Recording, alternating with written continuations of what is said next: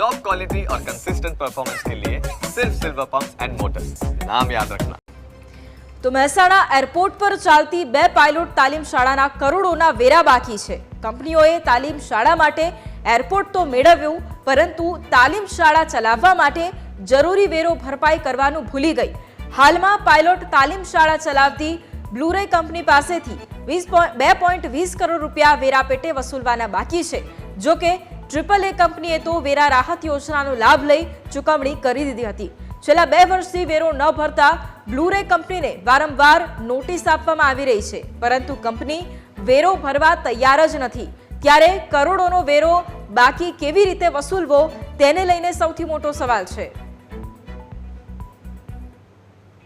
Bureau અને civil aviation એ બંને વચ્ચે અને નગરપાલિકા અને શહેરી વિકાસ વિભાગ તરફથી પણ એક મીટિંગ જોઈન્ટ મીટિંગ કરવામાં આવી હતી અને જોઈન્ટ મીટિંગનો હેતુ એ હતો કે કેટલો વેરો કોણે ભરવાનો થાય, જવાબદારી નક્કી કરી અને એ પ્રમાણે બિલોનું વિભાજન કરવાનું થાય। આપણે એમાં સહમતિ બતાવેલી હતી। આપણા તરફથી કોઈ જ વાંધો નથી, સિવિલ એવિએશન ભરે કે બ્યુરો એવિએશન ભરે। હાલમાં સિવિલ એવિએશન તરફથી 91 લાખનો ચેક આપવામાં આવ્યો છે અને આ સાથે લગભગ 2.5 કરોડ જેટલા માગણું અત્યારે પણ બાકી રહે છે। મહેસાણા એરપોર્ટ અને જાણે વિવાદ પર્યાય બની ગયા હોય તે પ્રકારની સ્થિતિનું નિર્માણ થયું છે। મહેસાણા એરપોર્ટમાં પહેલા AAA નામની કંપની એટલે કે અમદાવાદ એરોનોટિક એવિએશન નામની કંપની અહીં તાલીમ શાળા ચલાવતી હતી। આ કંપનીનો કરોડોનો બાકી વેરો હતો। આ વેરો ભરપાઈ ન થતાં નગરપાલિકાએ વિમાન સીલ કર્યા હતા। છેવટે તેને વેરા માફી યોજનાનો લાભ આપવામાં આવ્યો અને મોટી રકમ માફી આપીને તેનો વેરો માંડ વસૂલવામાં આવ્યો। હજુ આ વિવાદ પૂરો નથી થયો, ત્યાં હવે આ જ એરપોર્ટ ઉપર હવે ગુસ્સેલ દ્વારા બ્લુરે કંપનીને તાલીમ શાળા ચલાવવા માટે કોન્ટ્રાક્ટ આપવામાં આવ્યો છે। હું આપને જે દ્રશ્યો બતાવી રહ્યો છું એ મહેસાણા એરપોર્ટના છે। આ એરપોર્ટ ઉપર ગુસ્સેલ દ્વારા બ્લુરે કંપનીના માધ્યમથી પાયલોટ ટ્રેનિંગ સેન્ટર એટલે કે તાલીમ શાળા ચલાવાઈ રહી છે।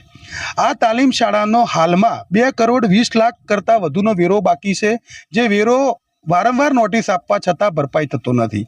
અગાઉની કંપનીએ વેરો ભર્યો નહીં અને હવે આ જે કંપની નવી આવી છે એ કંપની પણ આ જ પ્રકારે વેરો ભરપાઈ કરવા તૈયાર નથી।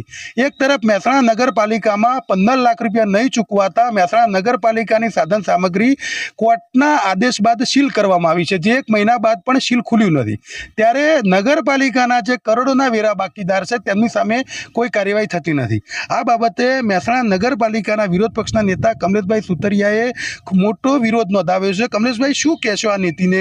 2 કરોડ 20 લાખ રૂપિયા વેરો બાકી, જ્યારે નગરપાલિકા 15 લાખ ચૂકવી નથી શકતી, સીલ વાગે છે। તાજેતરમાં જ નામદાર મહેસાણા કોર્ટ દ્વારા 15 લાખ જેવી રકમ કે મહેસાણા નગરપાલિકા માટે તો સામાન્ય રકમ કહેવાય, તેટલી રકમનું ચૂકવણું ન થતાં મહેસાણા નગરપાલિકાની મિલકત સીલ થઈ। આજે 1 માસ 1.5 માસ જેટલો સમય થયો છતાં પણ મહેસાણા નગરપાલિકાના અંધેર વહીવટના કારણે એ મિલકતનું સીલ ખોલવામાં આવેલ નથી।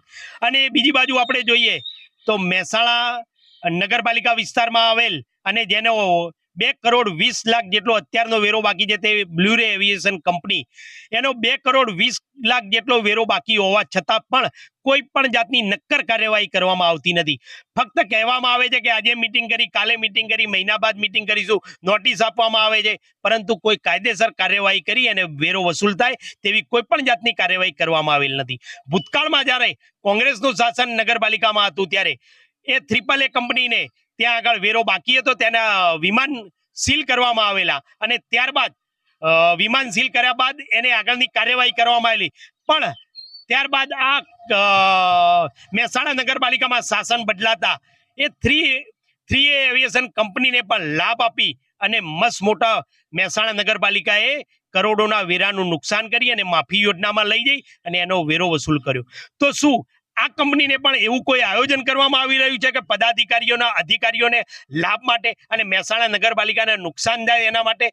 2 કરોડ 20 લાખ જેટલી મોટી રકમ, મસ્ત મોટી, મહેસાણાનો મોટામાં મોટો બાકીદાર હોવા છતાં પણ આ ઊંઘતું તંત્ર કોઈ પણ જાતની કાર્યવાહી કરતું નથી અને ફક્ત આંખ આડા કામ કરી રહ્યા છે અને ફક્ત કાગળ લખી અને સમય વ્યસ્ત કરી રહ્યા હોય તેવું મારું ચોક્કસ માનવું છે।